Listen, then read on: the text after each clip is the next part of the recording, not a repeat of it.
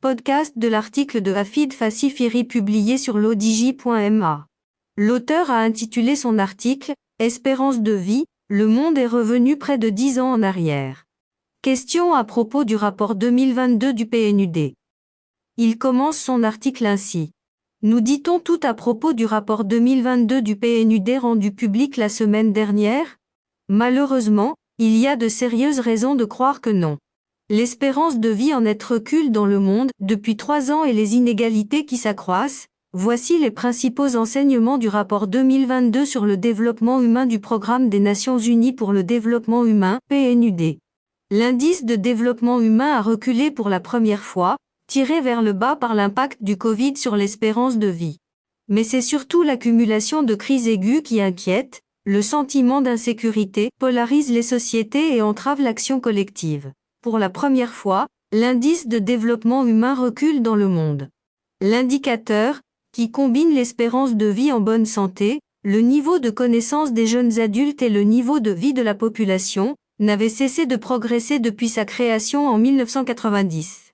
Mais 30 ans plus tard, il décroche.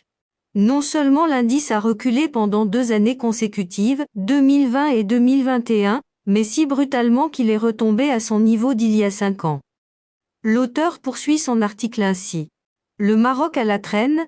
Le rapport avertit que 9 pays sur 10 affichent un important recul dans le classement de l'indice de développement humain et déplore que les 4 coins du monde aient enregistré une forte baisse en matière d'indice de développement humain. Le Maroc n'est pas en reste. Le Royaume a perdu 2 places, se positionnant désormais au 123e rang mondial, loin derrière l'Algérie, 91e, la Tunisie et l'Égypte, 97e, et la Libye, 104e. Un ensemble d'incertitudes s'accumulent et interagissent pour perturber la vie de manière inédite, constate le Programme des Nations Unies pour le développement, PNUD, qui calcule chaque année cet indice.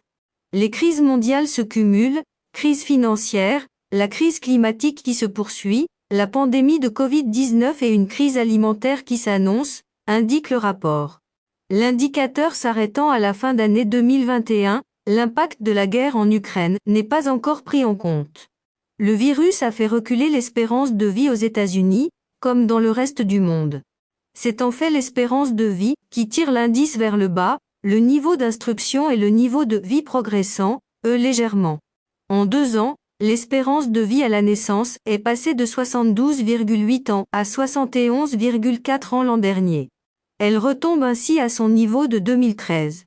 Les pays les plus affectés par la pandémie de Covid-19 avaient en effet publié l'an dernier des chiffres en fort recul. Aux États-Unis, les statistiques publiées en août confirment encore ce recul, l'espérance de vie est désormais à son niveau de 1996.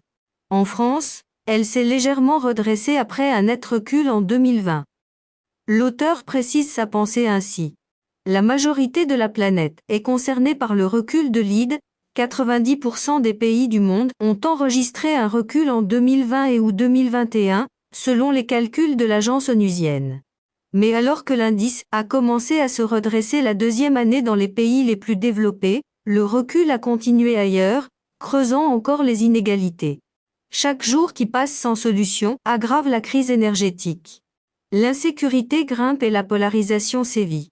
Au-delà de la crise sanitaire, le rapport alerte sur le sentiment d'insécurité qui gagne du terrain dans la majorité des pays, y compris les plus développés. Or la façon dont l'insécurité et la polarisation s'alimentent mutuellement aujourd'hui est un facteur majeur identifié par le PNUD pour expliquer le manque de solidarité et la paralysie collective face aux défis majeurs comme la crise climatique. De nouveaux calculs montrent, par exemple, que ceux qui se sentent le moins en sécurité sont également plus susceptibles d'avoir des opinions politiques extrêmes, souligne l'agence.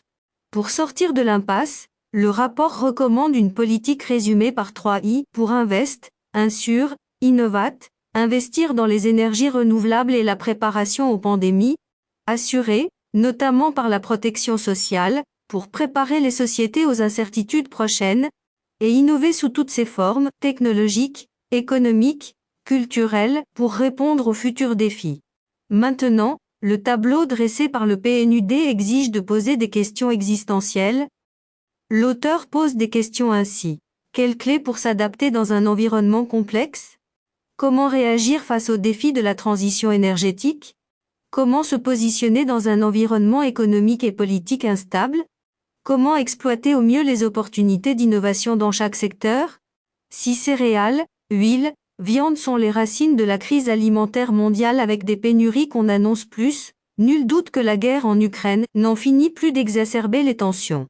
Et si le G7 promet près de 5 milliards de dollars d'aide supplémentaire pour la sécurité alimentaire, la question est de savoir pourquoi les puissances occidentales s'opposent sournoisement à la reprise des exportations des céréales ukrainiennes, blé, mais et tournesol, lorsqu'on sait que depuis la guerre, les Occidentaux ont envoyé à l'Ukraine plusieurs dizaines de milliards de dollars d'aide militaire à Kiev.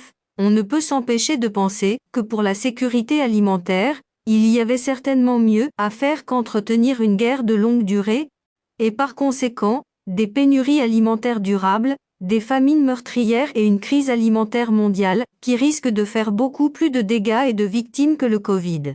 Avec des tensions géopolitiques en proie à l'exaspération, vu les guerres, la course acharnée aux sources d'énergie et le dérèglement climatique, il est permis de croire que l'indice de développement humain est condamné à reculer davantage à l'avenir. La guerre d'Ukraine étant loin d'être finie, les tensions entre l'Amérique et la Chine risquant d'embraser le Pacifique Sud à partir de Taïwan, et les accords de Paris non tenus et qui montrent que la communauté internationale ne tient pas ses engagements, on organise tellement bien les pénuries, la géopolitique provoque tant de conflits. Et tous ces variants qui menacent votre espérance de vie.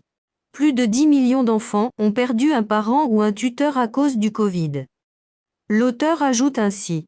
Extrait, temps incertain, vie bouleversée, façonner notre avenir dans un monde en mutation, est l'intitulé de ce rapport, où l'on peut lire en préface, nous vivons des temps incertains.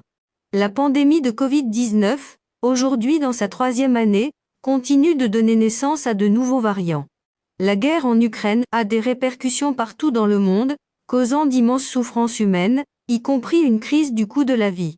Chaque jour, de nouvelles catastrophes climatiques et écologiques menacent la planète.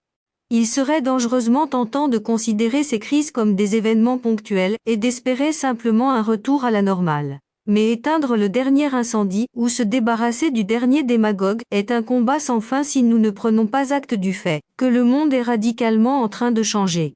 Il n'y a pas de retour en arrière possible. Les couches d'incertitude s'accumulent et interagissent pour bouleverser nos vies de façon inédite. L'auteur conclut son article ainsi. Certes, l'humanité a déjà connu les maladies, les guerres et les dérèglements climatiques. Mais la convergence de pressions planétaires déstabilisantes, d'inégalités croissantes, de transformations sociales radicales visant à alléger ces pressions et d'une polarisation généralisée génère des sources d'incertitudes nouvelles, complexes et interactives pour la planète et ses habitants. Rédigé par Hafid Fassifiri et lu par l'intelligence artificielle de l'ODJ Media. N'oubliez pas de télécharger notre application l'ODJ mobile sur Android et iOS et de vous abonner à notre chaîne YouTube l'ODJ TV si vous souhaitez être au courant des dernières actualités, podcasts et émissions télévisées.